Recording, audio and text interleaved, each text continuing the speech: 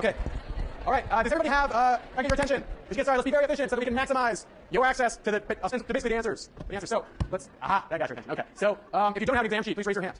We'll get one to you. Okay, cool. Now, as before, you cannot ask clarifying questions about the material over email. It's simply a wrong venue in which to ask questions. And don't send them to Nora. Don't send them to me. We won't respond. Or you might get a one-sentence response saying we told you that we won't respond to email. So now is your time to ask clarifying questions should you have them. And I'd be delighted to answer your questions. Remember that the idea of this class is there is no hidden agenda. The material should all be laid in front of you, be as understandable as possible, and you're given every opportunity to know it so you can kick butt on the exam, which I'd love to see. I'd love for all of you to do terrifically on the exam. I should say one thing, which is that this exam, as compared to the prior one, there'll be a little bit more emphasis on the multiple choice questions. There'll be a few more multiple choice questions, so it'll have a bigger impact on your grade. What does that mean? That means you need to be sure you've done all the readings. Obviously, you need to be sure you've done all the readings, but especially for the second exam, we'll be testing the readings even more closely because we didn't end up having a quiz in the second period, so now you need to know that. Okay, so be sure you know all the readings so you can ace multiple choice. We'd love to see you do that. Question? Yes, sir. The Thomas theorem. The Thomas theorem appears in Roles and Identities in Bardo, I think it's Stanford Prison Study, I think. Yeah, the Thomas theorem is the idea that if men define situations as real, they are real in their consequences. That what matters in interaction for social outcomes is the subjectively perceived reality, not whatever the object reality is. So it was brought up in this case because in the Zimbardo Stanford prison experiment, what we found is that people aren't really in a prison. They're just being told, you're going to play part of a prison guard or a prisoner for a couple weeks, and they took to it feverishly because they believed the situation would be real, and it became very real in its consequences. Prisoners were tortured, essentially tortured, mentally abused, prison guards acted like jerks, and so on. So situations believed to be real become real in their consequences. Yes? Excellent question. One of the matching multiple choice questions is ABC primetime live film of Milgram replication. You should know the basic findings. So this is a tricky one. I'm glad you asked that question. It's a tricky one in that it's relevant to the second exam, but it actually came in the first third of the class during when I had to go to a social psychology conference. Can anybody summarize what was the main finding or findings from that study? Besides the guys with otter t-shirts don't kill people, which is reassuring. Yeah. That's exactly right. Times have not changed with respect to people following orders in situations to even the extreme extent that's shown in the Milgram experiment where people will electrocute somebody essentially to death based on small provocations. So they found about the same rate of obedience when they replicated the study at Santa Clara University as they did when they ran it at Yale in the early 1960s. So times have not particularly changed for behavior in the Milgram study. Yes. Oh, well, the happiness hypothesis is under all readings here. So if you look on the first page, it says matching multiple choice question, and it lists concepts from lecture, where I'm directing you to specific concepts in lecture, and then you're also responsible for all the readings, and I just list them, basically. Yeah, I see that. I'm just saying what specifically should we be thinking about from the book? The intro in chapters 1 through 8.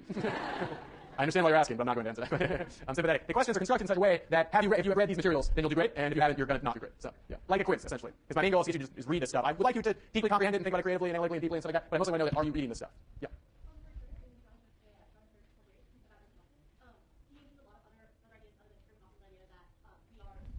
Yeah.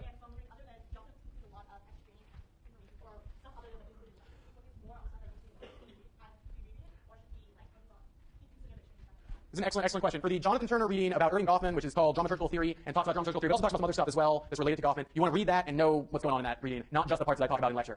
It's a more thorough treatment of dramaturgical theory than you got from lecture by far. It refers to more parts of his theories, his books. It talks about books that he wrote like frame analysis and behavior in public places, relations in public. So you want to read that and comprehend it. Not just the stuff from class. More questions about the rubric? Yes.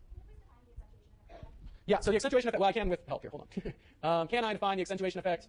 I can pick out a list. Okay, so the accentuation effect is, it's a tendency to exaggerate similarity within groups and exaggerate dissimilarity between groups. So when we see objects, be they human beings or non-material objects or non-human animals or what have you, we'll tend to perceive them when they're presented as being in groups. We tend to perceive the groups as pretty homogeneous and in those groups as being pretty different from one another just because they're presented in groups. I actually lost who asked that question, so I'm just talking randomly into this guy. I'm looking like I'm talking to somebody, I'm not anymore. Sorry about that. Is that clear about the accentuation effect? Cool. Yes. Sure.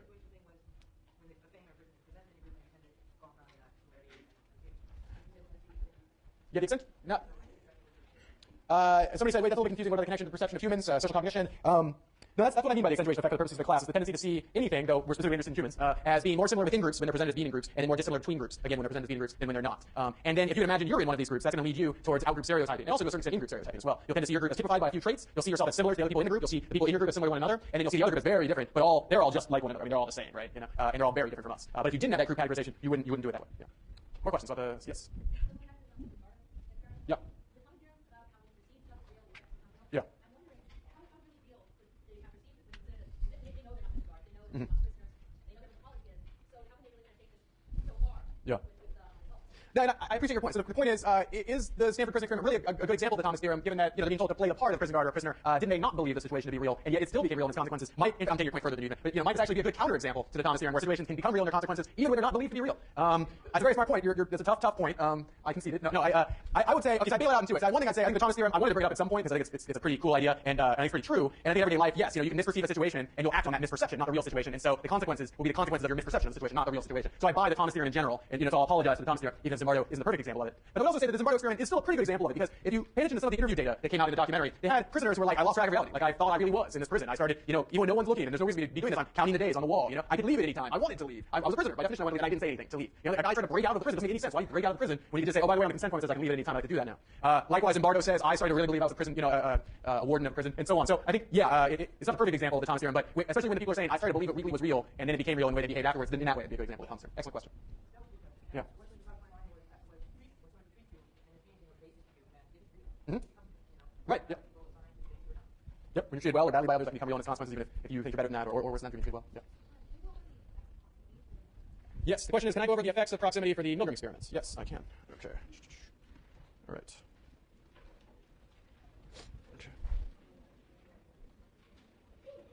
Okay, where is it? Okay, yeah, so proximity in the Milgram experiment matters in two ways, both the proximity of the victim and the proximity of authority. And I think the question taps both, right? Yeah, so proximity of victim matters, possibly for the following reasons, because when the victim is closer, you're more like aware that this is a real situation. You'd be less able to say, oh, maybe there's really somebody electrocuted when you're pushing their hand down on a hot plate and they're flailing like crazy. Also, we found people feel more empathy for victims that are more proximal to them, or anything that's more proximal to them. Like, it's one thing to know that someone's dying in a civil war somewhere on a different continent, but when you see it dead in front of your eyes, it'll have a much bigger impact on you. So proximity affects empathy, which may also be one of the reasons that when the victim is closer, people electrocute them less. Also, greater feeling of responsibility. You might be able to say, I'm just pressing buttons, they lead to a death somewhere else. I feel somewhat responsible for that, but not totally responsible. When they're right in front of you, and you can see the direct effect of your behavior on the outcome, then it's you feel very responsible for it. And then the evidence for the proximity of victim mattering comes from earlier in here, right, where I presented results from different conditions, including right. Okay. So in one condition, the learner is in another room, and the teacher tends to electrocute them all the way to the triple X level at almost 100%. Then when they're in the same, or when they're being audio taped in, then you electrocute them less. When they're sitting 1.5 feet away from you, you electrocute them even less. And then finally, the condition that had among the lowest rates of compliance with the orders from the authority was when you have to actually press their hand down on like a shock plate. Again, do not understand why people didn't think they would be electrocuted by that. I don't. Right? Okay. So. In any event, yeah, so that's the idea of proximity of victim matters. As the victim is getting closer, subjectively closer, you electrocute them less. Don't pack up. You still have time to get answers to the exam. Yeah, it's not your interest to pack up. Yes, sir. Goffman's backstage is an idea that's presented, obviously in the rules, which I didn't pop up somehow. Maybe I did.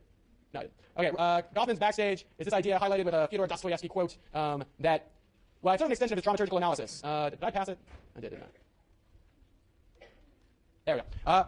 There's things we don't share with others. Wow, you just learned that today, right? Yeah, welcome to sociology. Okay, so, welcome to the works of Irving Goffman. So Goffman has this larger theory that it's useful to perceive society and social interaction situations in terms of people putting on play, and taking roles and performing as fluently as they can in everyday life. And as an extension of that, he says that sometimes there's some stuff where we're on the front stage, where we're on stage and we're playing our role. But then also there's a backstage, and your backstage might be when you're alone by yourself and behaving differently than you would in front of anybody else, or when you're with close, intimate confidants, or partners, or or a husband or a wife, or what have you. Then you might let them in on some deeper part of yourself or whatever. So that's the backstage. Other questions? Yes. Yes, trends in obedience. The trends in obedience is it's from this slide. It's from the Milgram obedience study. If people are coming in from another class, you mind waiting until this class is over? Okay, so this is based on research in Middletown, Muncie, Indiana. They're not supposed to know that. It's a big secret. And these are trends in the valuation of obedience over time, from 1900, estimated by people reporting in 1924, to 1924, 1978. And there's this tendency for obedience as a value we want to raise our kids with to decline over this period of time, and for independence as a value we try to raise kids with to increase over time. That's basically it. And then I'm going to have to go after this, or we're going to have to end after this. When I talk about the power of the situation, I only talk about the Rosenhan experiment. I'm talking about the idea of the power of the situation, which is laid out in the Zimbardo lecture. It's defined in there. And then also one specific application of it is the Rosenhan experiment, which is you're responsible for. Any quick questions? Yes? Yes? You gotta talk louder. Oh, the basic setup of the Milgram obedience study is the methods of the Milgram obedience study as laid out in the presentation. Yeah. Okay.